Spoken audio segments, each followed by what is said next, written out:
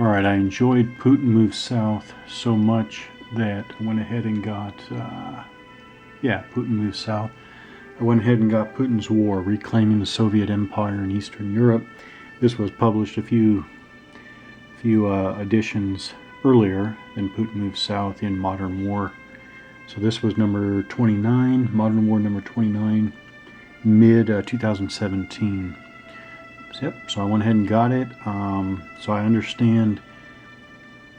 So this is Putin's War by Ty Bomba, and it looks to me, or as I understand it, Joseph Miranda made some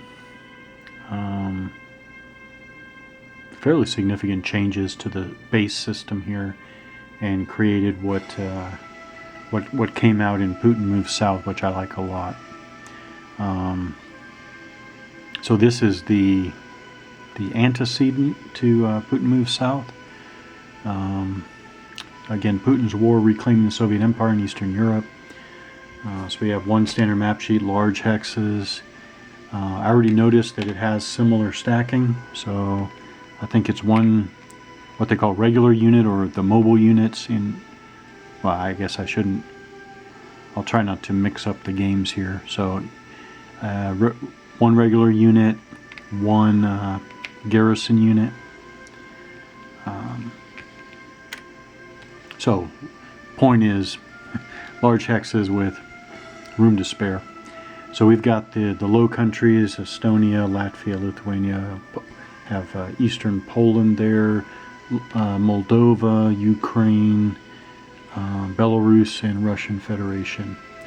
Not a lot of terrain, but we've got,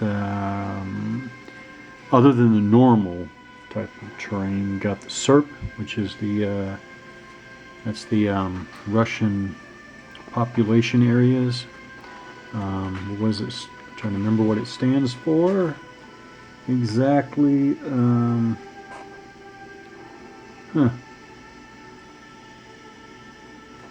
Yeah, they call them regular units. So regular units versus garrison units versus support units.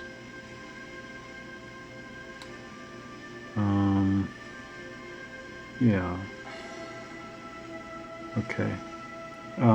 SERP. Where's SERP? I think it's the Russian ethnic areas. There's no easy. Where's SERP hexes? Significant ethnic Russian population. So that's actually a kind of terrain. It's there's nothing on the screen. It's a hash mark pattern on the map. We've got the Chernobyl radioactive area here, right? Actually, this is pretty much dead center of the map. Yeah, it is almost dead center of the map. Actually, that's it. And then you have victory cities, and then you have the like Smolensk here. That's a city, but Minsk here is a victory city. Not a lot of terrain, but oh wait, marsh. I can't remember if I said marsh or not, but so that would be the Pripet marshes. All right. So,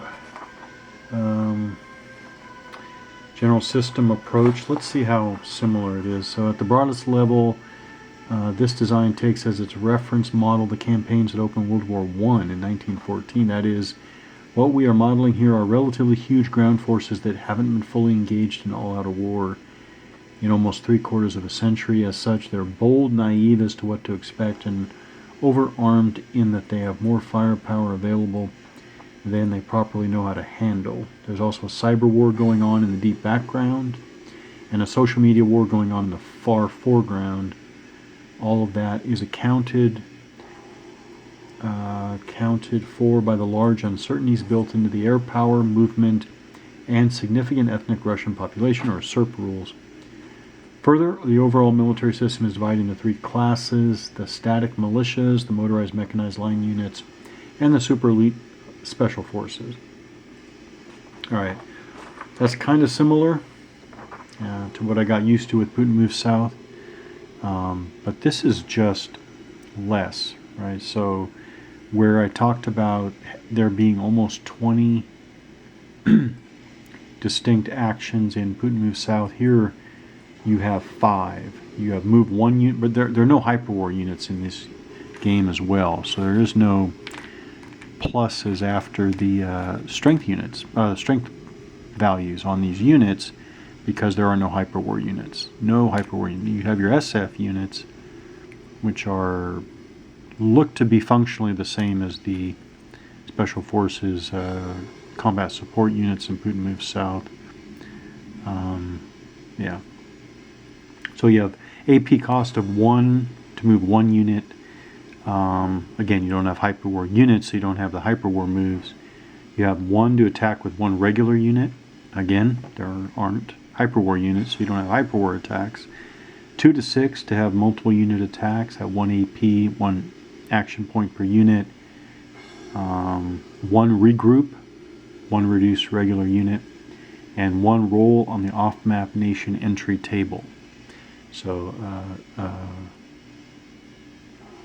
what that means is everything is just stripped down there. So you don't have, since you don't have hyperwar units at all, you don't have any hyperwar units, no hyperwar rules, you don't have hyperwar moves, you don't have hyperwar attacks, you don't have hyperwar regrouping, you don't have separate error type operations represented as distinct actions. So none of those are present. So it's just all very streamlined and pared down. Let's talk about actual setup, preparing to play. We're going to decide, the players are going to decide which side they're playing. They're going to start sorting their units. So a great mixture of units here, right? We got Finnish. There's a Finnish SF unit. There's a Finnish infantry corps. We've got a Slovakian infantry corps there. We've got Russian armored army.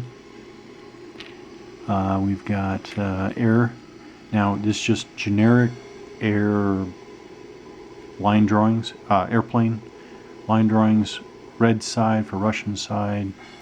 On the back side, similarly for the NATO side. And that's it.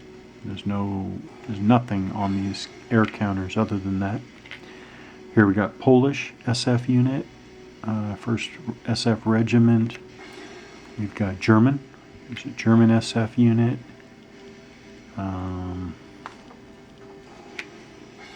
Let's see.